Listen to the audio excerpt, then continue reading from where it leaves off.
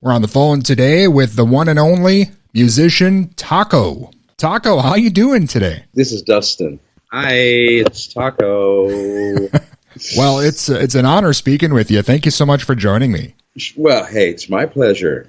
Well, first of all, what have you been up to as of late? I know you're over in Germany. Are you keeping busy these days? Oh, yes, definitely. Ever since the pandemic kind of edged out, I've been doing a lot of work for my digital channel, my YouTube channel, as you know, and posting a lot of stuff and making videos. I've been writing music again. I found a new musical partner, and yes, it's been a lot of fun. The followers have been growing and growing. At the moment, we just started a series of reels to get people excited about a new big digital project that's coming out on the 1st of September. So yeah, it's worth looking into. Excellent. Yeah, I know you've been busy most of your life here. I know you started out pretty young and did a lot of acting and theatrical work. How did that lead to the music business? Was that a natural flow for you, or how did that come about? Yes, definitely. You know, going from high school where we did all these musical productions to acting school, which I started in Germany when we moved here in 1974.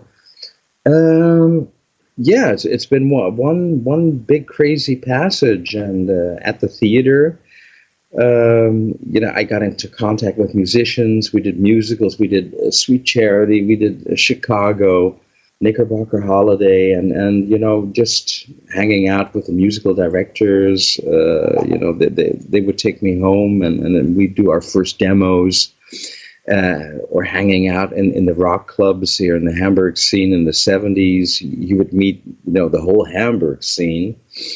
And that's where I founded my first band, Taco's Biz. And one thing always led to the other. It wasn't having to go out and audition and all of that. So yes, it was one big flow, as you say. Well, and then you were still really young when you signed your first record deal, and then you were all over the charts right off the bat. What was that experience like for you, being relatively young still and kind of landing so high on the charts basically everywhere right out of the gate? Well, okay, that was the mid-20s. I was there around 25, but I had done a lot of work before that, So I had training, I was grounded, and it didn't knock me off of my feet. Thank God, because this can be a very tricky business. Yeah, I got very lucky. And of course, your rendition of Puttin on the Ritz was hugely popular, and I know we still hear that song all over the place today even. What made you decide to record that one? Was it because of your kind of a theater background that maybe led you down that path? Actually, that came just by chance. I had my first record deal with the Polydor, a big German record company, with a German Schlager song, because they voted me in for this Grand Prix d'Eurovision, what it was called then, the Eurovision Song Contest. And what I didn't know was that in my contract it said I would have to sing German all my, from then on. And I wasn't really into that, For me, it was a good chance to get into the business. I did it, and and it bombed. So I asked the big boss, could we please, rip up the contract, and that's it. And then I actually had to go out and really start, thinking about what am I going to do now? And that's when I came up with this idea. We had done Chicago at the Thalia Theater here in Hamburg, and that was part of my costume. The tuxedo, the slick back hair, and the heavy makeup.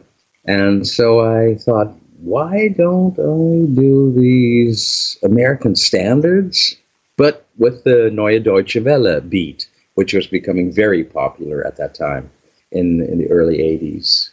like very heavy electronic music. Sure. And yeah, that seemed to kick it off. Yeah, definitely your instincts were right on point. I mean, that song was big, in Europe and then all over the States as well. I'm sure you didn't imagine, a song like that. I guess more in the 80s, that style of music, you never sure what would hit on the charts, but that became a huge hit for sure. I swear to God, I was so flabbergasted because when they released it, it was just one of many products of RCA over here, and it didn't do anything. And it wasn't until Sweden called me over to do some promotion work that I realized what had started over there. My first gig club over there in Stockholm. I was totally blown away. The guys were all in tuxedos, the girls in gorgeous gowns, and they were really into it. And then it started the whole trip around the world. Well, and it's become so synonymous with you now. I'm not sure a lot of people even realize that it was actually a cover song, for Irving Berlin. Did you ever talk to him about the song, or what were his thoughts on it when it became huge again? Well, I actually did have the pleasure of speaking to him on the phone when I was in New York, and he was 100 years old at that time, and he was mighty excited because he has seen artists come and go. I don't think there's any male or female singer that hasn't touched that song and tried to make their own rendition. So he was very, very excited indeed.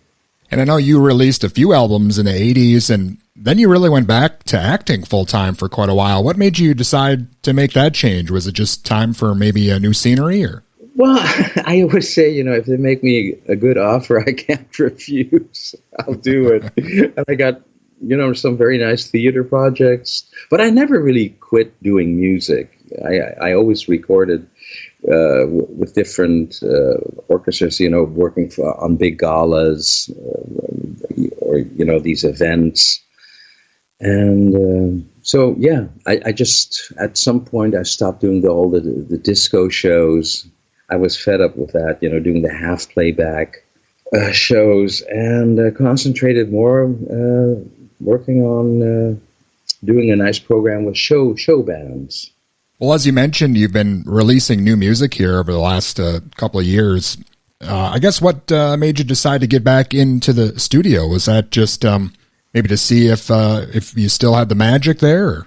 I never thought of it, in those terms. It's you meet somebody, and like the guy I'm working with now, Tim Helmers, I met him through Facebook. I saw one of the songs he did with his band, and I really liked the sound. And my new company, Solaria, said, "Well, Taka, it's about time you get a band together, so you could tour." And I said, well, okay, if I have a band, I want to have one, that sounds like Tim's, Solaria. And so I got into contact with him.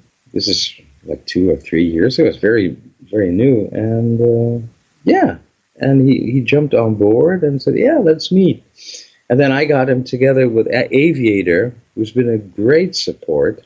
And at some point, we said, hey, let's make some music together.